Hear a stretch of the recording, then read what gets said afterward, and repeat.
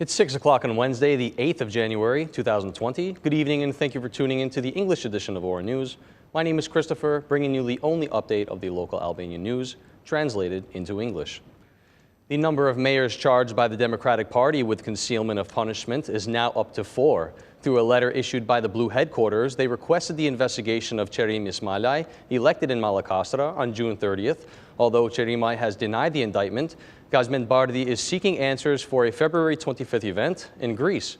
The mayor of Malakastra is the next denouncing the move that the opposition is making to hide its criminal past. The Blue headquarters issued a statement to the media announcing that a letter was filed by the embassies and prosecution to launch an investigation into Qerim Ismailaj. He is suspected of having been arrested in Greece between 1999 and 2000 and sentenced by the responsible Greek authorities for the same period. In this self-declaration form, Qerim Ismailaj stated that he had lived in Greece for 5 years without problems with the justice system. A few minutes after the statement, the mayor denied all of the allegations. I am open to any possible verification, and I have clearly stated this in my decriminalization form. In September 1999, I started teaching at a school, and I have never been banned from there. I have a sister in Greece. There were family events I was attending to, therefore justifying my presence in the country, said Qerim Ismailaj. But the DP, as well as with allegations from other mayors, recalled an event concerning Mr. Ismailaj. To return to the once tried Malakastra case, I reiterate Edi Rama's collaboration in governance and crime in the country. I would like to address a public question. What does the Edi Rama of Malakastra recall on the 25th of February 2000? Asked Gazmend Bardhi. For Valdrin Pietri, the candidate for mayor of Shkodra, investigations into hiding the sentence in Italy has already begun. Agim Kaimaku, who was elected in Vora, has already been declared as wanted, while Mark Babani has not yet received a response from the authorities.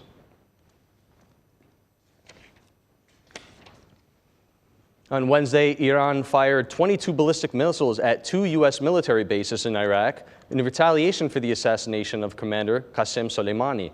The target was the Erbil and Ain al-Assad bases west of Baghdad, where the U.S. and European troops are housed as part of the Middle East counterterrorism coalition.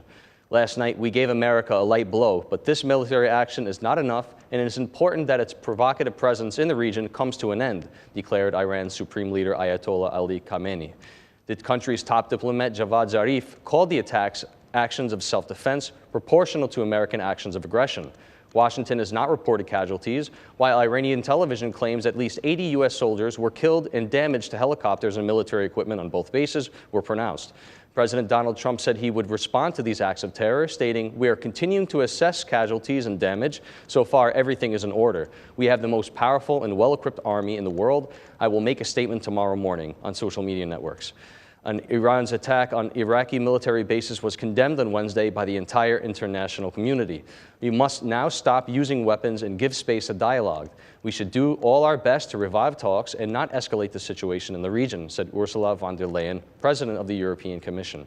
Launching missiles at U.S. bases drew hundreds of fervent citizens onto the streets of Tehran, waving Iraqi and Iranian flags and shouting, "Death to Israel, death to America." Tehran has threatened to launch operations on 100 other U.S. targets in the region if Washington retaliates. Wednesday's attacks on U.S. bases by Iran caused all Asian and European stock markets to open on a negative note. Geopolitical tensions in the Middle East increased the value of precious metals in the stock exchanges. The gold price has reached its highest level in 7 years on Wednesday, selling at $1,610 per ounce. Silver also rose 1.18% to $18.4 an ounce, and platinum $5.4 higher to $971.6 an ounce. People are nervous. They see the news and panic as they learn what might happen from the U.S.-Iran conflict.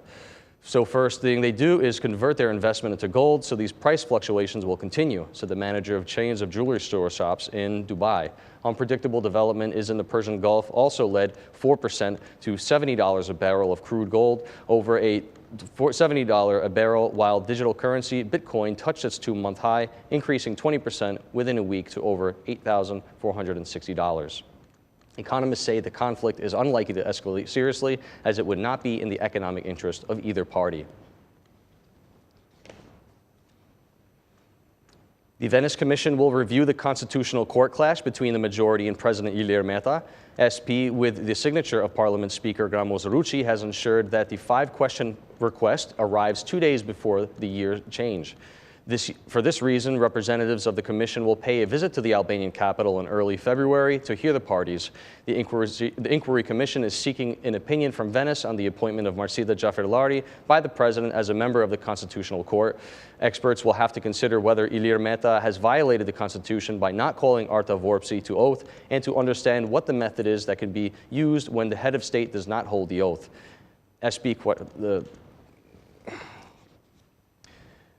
First off, can the President not organize a swearing-in ceremony for a constitutional judge? Secondly, does the appointment of the constitutional judge beyond the 30-day deadline and out of the list of candidates approved by the JAC violate the principle of the court established by the law?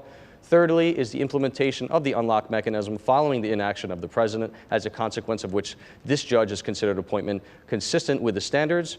Fourthly, if the President does not organize the oath ceremony, can a written oath be used as a method to unlock the situation? And finally, what could be the best international solutions to avoid such cases? The arrival of the Venice delegation to Tirana has also been welcomed by the President's spokesman. Within a few days, there will be a head of state who will address the Venice Commission regarding the procedure of the Justice Appointment Council for submitting the names of the candidates for the Constitutional Court to the Assembly and the Presidency, in order that institutions should follow with voting. Following its preliminary visit and report, the Venice Commission plans to deliver its final opinion on March 20th to end the debate on 2 members of the Constitutional Court, Marcida Jaferlari and Arta Vorpsi. Health cards, answers from medical analyses, and even appointment scheduling with doctors will now be realized through the eAlbania portal online. Prime Minister Edi Rama has pointed out that there are 41 health services to be provided online now. Prime Minister Edi Rama, in expecting the completion of the reconstruction of the health center in Vora, has once again emphasized the importance of online service delivery system. Even the health card can be obtained through eAlbania without the need for beneficiaries to stand in line. From January 1st of this year, 41 health and social care services will be offered online. Another innovation in the online service package is the redefinition of the healthcare visits and examinations. Also, all of the results of the basic medical examinations are available online through the Albanian portal. To access this network, every individual will need to register using their ID card. And the strong windy weather of January 5th left more than 60,000 subscribers without electricity.